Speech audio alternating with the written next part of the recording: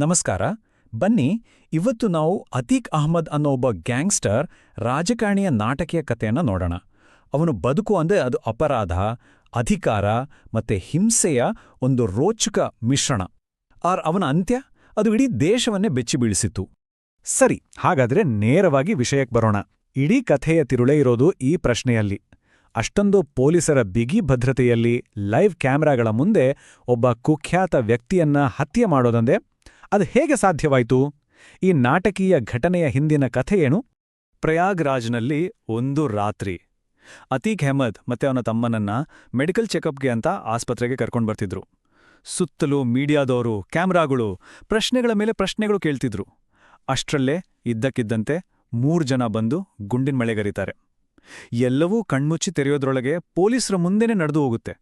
ಅವನ ಈ ಶಾಕಿಂಗ್ ಸಾವಿನಿಂದ ಬನ್ನಿ ಅವನ ಜೀವನದ ಆರಂಭಕ್ಕೆ ಹೋಗೋಣ. ಯಾರಿವನು ಅತೀಕ್ ಅಹ್ಮದ್? ಉತ್ತರ ಪ್ರದೇಶದ ಕ್ರೈಮ್ ಮತ್ತು ಪಾಲಿಟಿಕ್ಸ್ ಜಗತ್ತಿನಲ್ಲಿ ಒಂದು ಕಾಲದಲ್ಲಿ ಇವನ ಹೆಸರು ಅಳಿಸಲಾಗದಷ್ಟು ದೊಡ್ಡದಾಗಿತ್ತು. ಅದು ಹೇಗೆ? ಅತೀಕ್ ಅಹ್ಮದ್ ಹೆಸರು ಕೇಳಿಬಂದಿದ್ದು ಯಾವ್ಯಾವ ಕೇಸ್ಗಳಲ್ಲಿ ಗೊತ್ತಾ? ಲಿಸ್ಟ್ ದೊಡ್ಡದಿದೆ. ಸ್ಮಗ್ಲಿಂಗ್, ಕಿಡ್ನ್ಯಾಪಿಂಗ್, ಸುಲಿಗೆ, ಇಲ್ಲೀಗಲಾಗಿ ಗನ್ ಸಪ್ಲೈ ಮಾಡೋದು, ಕೊಲೆ, ಹೀಗೆ ಹೇಳ್ತಾ ಹೋದ್ರೆ ಮುಗಿಯಲ್ಲ. ಅವನ ಕ್ರೈಮ್ ಸಾಮ್ರಾಜ್ಯಕ್ಕೆ ಇದೇ ಅಡಿಪಾಯ ಆಗಿತ್ತು. 100ಕ್ಕೂ ಹೆಚ್ಚು ಕ್ರಿಮಿನಲ್ ಕೇಸ್ಗಳು. ಯೋಚನೆ ಮಾಡಿ, ಇದೇನೂ ಸಣ್ಣ ಸಂಖ್ಯೆಯಲ್ಲ. ಇದು ತೋರಿಸುತ್ತೆ ಅವನ ಕ್ರಿಮಿನಲ್ ಚಟುವಟಿಕೆಗಳು ಎಷ್ಟರ ಮಟ್ಟಿಗೆ ಹರಡಿಕೊಂಡಿತ್ತು ಮತ್ತೆ ಸಿಸ್ಟಮ್ ಮೇಲೆ ಅವನಿಗೆ ಎಂಥ ಹಿಡಿತ ಇತ್ತು ಅಂತ. ಇಲ್ಲಿಂದಾನೇ ಕಥೆ ಇಂಟ್ರೆಸ್ಟಿಂಗ್ ಆಗೋದು. 100ಕ್ಕಿಂತ ಹೆಚ್ಚು ಕೇಸ್ ಹಾಕ್ಸ್ಕೊಂಡಿರೋ ಒಬ್ಬ ವ್ಯಕ್ತಿ ಮೇನ್ ಸ್ಟ್ರೀಮ್ ಪಾಲಿಟಿಕ್ಸ್ ಬಂದು ಜನಪ್ರತಿನಿಧಿಯಾಗೋಕ್ಕೆ ಹೇಗೆ ಸಾಧ್ಯ? ಇದು ನಮ್ಮ ರಾಜಕೀಯದಲ್ಲಿ ಕ್ರೈಮ್ ಎಷ್ಟರ ಮಟ್ಟಿಗೆ ಬೇರೂರಿದೆ ಅನ್ನೋದಕ್ಕೆ ಒಂದು ದೊಡ್ಡ ಉದಾಹರಣೆ ಅಲ್ವಾ? ಇದನ್ನ ನೋಡಿ. ಒಂದು ಕಡೆ ಅವನು 5 ಸರಿ MLA, 1 ಸರಿ MP ಆಗಿದ್ದ ಜನನಾಯಕ. ಇನ್ನೊಂದು ಕಡೆ ಅದೇ ವ್ಯಕ್ತಿ ಮೇಲೆ ಕೊಲೆ, ಸುಲಿಗೆ, ಸ್ಮಗ್ಲಿಂಗ್ನಂತಹ ಸೀರಿಯಸ್ ಆರೋಪಗಳು. ಒಂದೇ ನಾಣ್ಯದ 2 ಮುಖಗಳಂದ್ರೆ ಇದೇನೆ. ಅವನ ಪೊಲಿಟಿಕಲ್ ಜರ್ನಿ ಶುರುವಾಗಿದ್ದು 1989ರಲ್ಲಿ. ಸಮಾಜವಾದಿ ಪಾರ್ಟಿ, ಬಹುಜನ ಸಮಾಜ್ ಪಾರ್ಟಿಯಂತಹ ದೊಡ್ಡ ಪಕ್ಷಗಳ ಜೊತೆ ಗುರುತಿಸಿಕೊಂಡಿದ್ದ. ಅಷ್ಟೇ ಅಲ್ಲ, 1995ಅಲ್ಲಿ ಮಾಯಾವತಿ ಮೇಲೆ ನಡೆದಿದ್ದ ಆ ಕುಖ್ಯಾತ ಗೆಸ್ಟ್ ಹೌಸ್ ಅಟ್ಯಾಕ್ ಕೇಸ್ನಲ್ಲೂ ಇವನೊಬ್ಬ ಮುಖ್ಯ ಆರೋಪಿ. ಹಾಗಾದ್ರೆ ಇಷ್ಟೆಲ್ಲ ಪವರ್ಫುಲ್ ಆಗಿದ್ದವನ ಪತನಕ್ಕೆ ಕಾರಣವಾದ ಆ ಒಂದು ಘಟನೆ ಯಾವುದು? ಅದೇ ಉಮೇಶ್ ಪಾಳ್ ಅನ್ನೋ ವ್ಯಕ್ತಿಯ ಕೊಲೆ. ಹೌದು, ಈ ಒಂದೇ ಒಂದು ಕೇಸ್ ಅವನ ಅಂತ್ಯಕ್ಕೆ ನಾಂದಿ ಹಾಡಿತು. ಈ ಘಟನೆಗಳನ್ನ ಒಂದಕ್ಕೊಂದು ಜೋಡಿಸಿ ನೋಡೋಣ. 2005ರಲ್ಲಿ BSP MLA ರಾಜು ಪಾಲ್ ಕೊಲೆಯಾಗತ್ತೆ.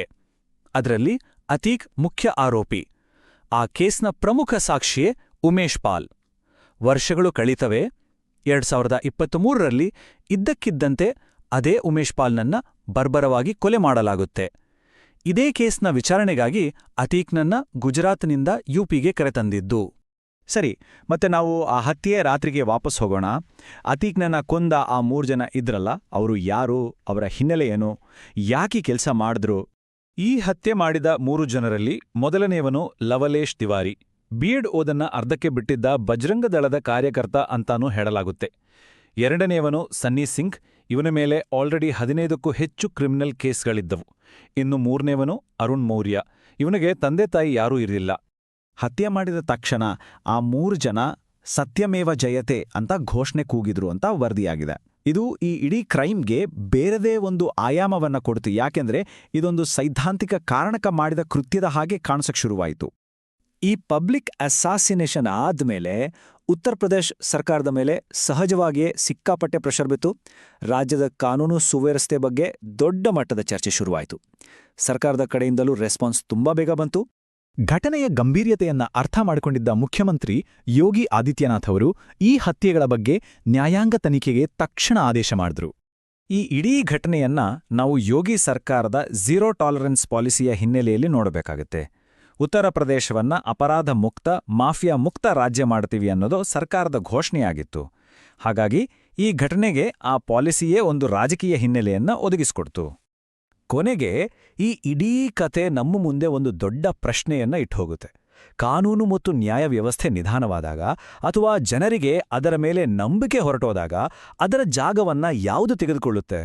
ಈ ಪ್ರಶ್ನೆಯೊಂದಿಗೆ ಇವತ್ತಿನ ಈ ವಿಶ್ಲೇಷಣೆಯನ್ನ ಮುಗಿಸೋಣ.